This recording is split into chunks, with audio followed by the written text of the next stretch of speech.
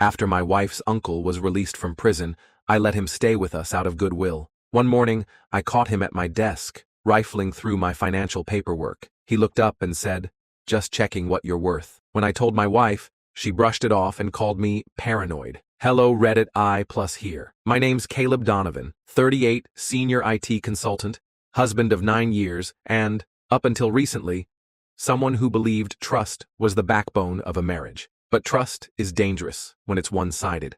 And sometimes, betrayal doesn't come as a stab in the back. It arrives wearing a smile, asking for a place to sleep. It all started when Emily's uncle, Tobias Quinn, got out of prison. 12 years inside for aggravated assault and burglary. Not just wrong place, wrong time nonsense. Tobias broke into a man's home looking for cash and ended up putting the guy in the ICU with a shattered jaw and 6 broken ribs. That's not a screw-up. That's a violent predator. But Emily, God, she has this bleeding heart. Always trying to fix the broken, especially if they share blood. He has no one else, Caleb, she said, voice trembling just enough to trip my guilt. He's done his time. Everyone deserves a second chance. I hesitated. I had rules. No snooping, no touching our things, and absolutely no entry into my home office. That room had my work files, sensitive contracts, my personal records, everything. Tobias looked me square in the eye and nodded. I just need a couch, man. Somewhere to land, that's all. I gave him the guest room instead, Emily insisted. And that was the first mistake. At first, Tobias kept to himself. He stayed in that room with the door half closed, chain smoking on the back porch, tapping endlessly on his phone. He made offhand comments like, "Nice place, must have cost a fortune," or, "Bet your mortgage is wild, huh?" Creepy, sure, but not criminal. Not yet. Then one morning at 6 a.m., I walked into my office like I always did. Coffee in hand, ready to check emails before my calls. And there he was, sitting in my chair, legs spread like he owned the joint, holding one of my pay stubs, not one on the desk, mind you, from the locked filing cabinet, second drawer down. "Just seeing what you're worth," he said, casual as if he were browsing the damn classifieds. I lost it. Told him to get the hell out of my office. He didn't even flinch, just stood up, smiled. Not kindly, but that smug, rotting smile that says, "I know something you don't." Emily came rushing in when she heard me shouting. I told her what happened. She tried to brush it off. "You're overreacting, Caleb. He doesn't understand boundaries yet. Don't be so paranoid." Paranoid. That night, while they slept, I changed every password I had. Banking, email, cloud storage, even my client portals. I opened a secondary account and set up alerts for all financial activity. Something about that moment, him holding my pay stub, that twisted smile, put a chill down my spine I couldn't shake. The next morning, Tobias was gone. Door wide open, bed unmade, window cracked. I thought maybe he'd gone out for a smoke, until I saw my work laptop was missing. The one with client contracts, NDA docs, VPN access. Gone. Then I checked the filing cabinet. My birth certificate? Gone. Just mine. Not Emily's. Not anything else. Just mine. I called Emily into the room, told her exactly what was missing. She still hesitated. "Maybe you misplaced it," she said. "Or maybe he borrowed the laptop to look for jobs." I nearly laughed in disbelief. Then the bank called.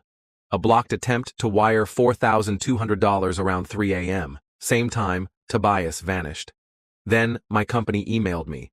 Someone tried logging into our internal systems from a motel IP address in Idaho, but even that wasn't enough for Emily. "It could have been a coincidence," she said, arms crossed. "Tobias wouldn't do this. He stole my laptop, my documents, tried to drain my bank account."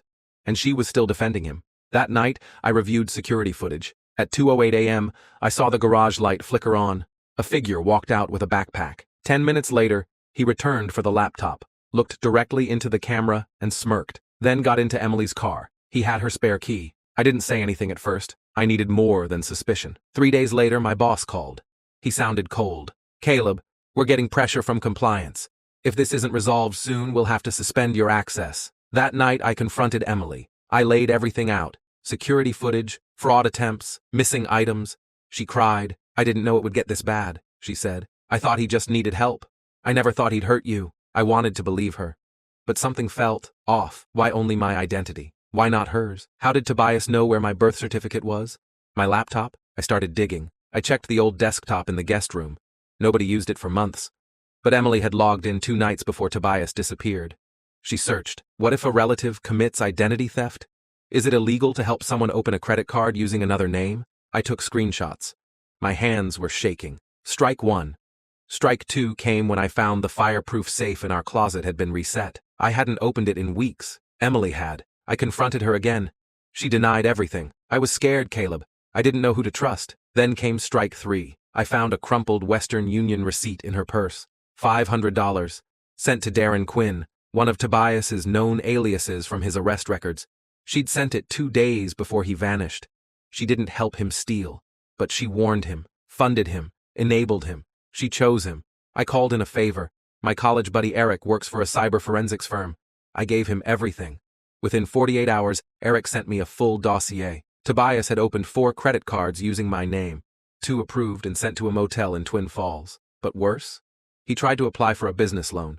$25,000, with a co-signer, Emily Donovan. That was the final nail. I printed everything, took it to a lawyer, one who doesn't lose.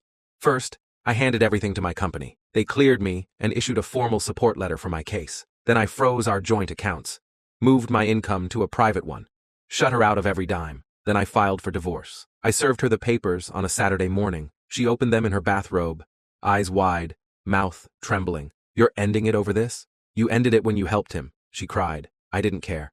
I left the house that afternoon, changed the locks that night. Tobias was caught 3 weeks later at a trailer park outside Reno. He had my laptop, prepaid burner phones, 3 credit cards in my name. He's facing 25 years. Parole violation, identity theft, fraud, and interstate theft. Emily, she avoided jail, barely, took a plea deal, criminal facilitation. She lost her job, her friends, her dignity. The court gave me everything, the house, my car, even the dog. She walked away with a suitcase, a public record, and nothing else. I sold the house 6 months later, moved to a quieter neighborhood in Portland. New locks, new job, new passwords, everything in my name, and only mine. I trust a little less now, love a little harder, but wiser. And I learned something. Betrayal doesn't always show up swinging a hammer. Sometimes it walks through the front door wearing a familiar face, invited in by someone who swore to protect you. So now I keep my doors locked and my eyes open. Always. 6 months turned into a year. The day the divorce finalized, I didn't feel triumphant. No confetti, no deep sigh of relief, just stillness. I stood outside the courthouse, documents in hand, watching couples walk in and out, some fighting, some hand in hand.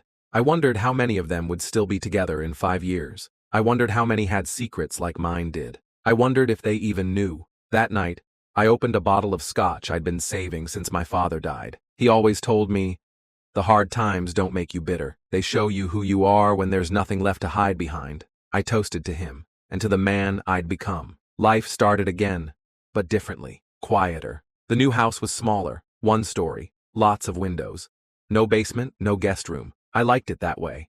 No shadows, no visitors, no room for ghosts. I took a new job, same industry, more secure, tighter access control. Funny how I used to love working remote. Now, I like being in the office, face to face, key cards, real doors. I installed my own security system, one that made national news last year, because while some people move on, I build. One evening, maybe 9 months later, I was grocery shopping. Nothing dramatic, just grabbing some coffee and avocados, when I saw her, Emily. She looked thinner, pale, hair tied back loosely, makeup smudged, wearing a uniform shirt from some chain pharmacy. She saw me, stopped in her tracks, and just said, "Caleb." I nodded.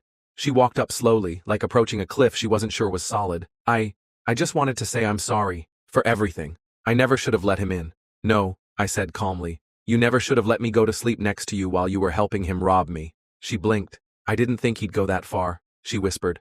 "Then you're either blind or complicit." Her lip quivered, but no tears came. Maybe she was empty now. She looked down. "I lost everything." I gave a half nod. "I only lost a laptop, a few documents, some money." She looked up, confused. "I got all of it back, Emily. Recovered. Rebuilt. You know what I never got back?" She didn't respond. "My sense of peace, the feeling of being able to trust the person sleeping beside me, that's gone forever." And I walked away. 3 months later, I got a letter from Tobias, prison mail. I stared at it for a full minute before opening it. "You probably hate me. That's fair. Just thought you should know." Emily didn't know I was using her. Not at first. She just wanted to give me a leg up. I took advantage of that. She cried the night she found out what I did with your ID. I watched her, through the crack in the guest room door. Never told her. Just left. That's on me. I'm not asking forgiveness, just telling the truth since I spent so long avoiding it. Signed. TQ. I didn't know how to feel. Maybe he was lying. Maybe he wasn't. It didn't matter. Because even if she didn't know, she still chose him. She still covered for him. She still gave him keys to our world while I slept. And in the end, that's what broke us. 2 years later, I met someone. Her name's Nina. She's smart, funny, private. Doesn't ask questions she wouldn't answer herself. And she never once has asked me for a key to my house. And I love that about her. She knows there are things I've been through, things I may never fully unpack. And she respects that. One night, we sat out on the porch watching a thunderstorm roll in. She asked me, if you could go back to the day before it all happened, would you have kicked Tobias out the second Emily brought it up? I didn't answer right away. Then I said, I'd let him stay. But I'd make sure I was watching, because I don't want to become the kind of man who builds walls so high no one can reach me. I just want to be the man who sees the storm coming and chooses not to ignore the thunder. So here's what I know now. Betrayal doesn't always feel like a knife. Sometimes it feels like silence, like being dismissed, like watching the person you love choose someone else's chaos over your safety. And survival? It isn't about revenge. It's about rebuilding your life so strong, so rooted in self-respect, that nothing like that can ever reach you again. Tobias is in prison. Emily is a footnote. And me?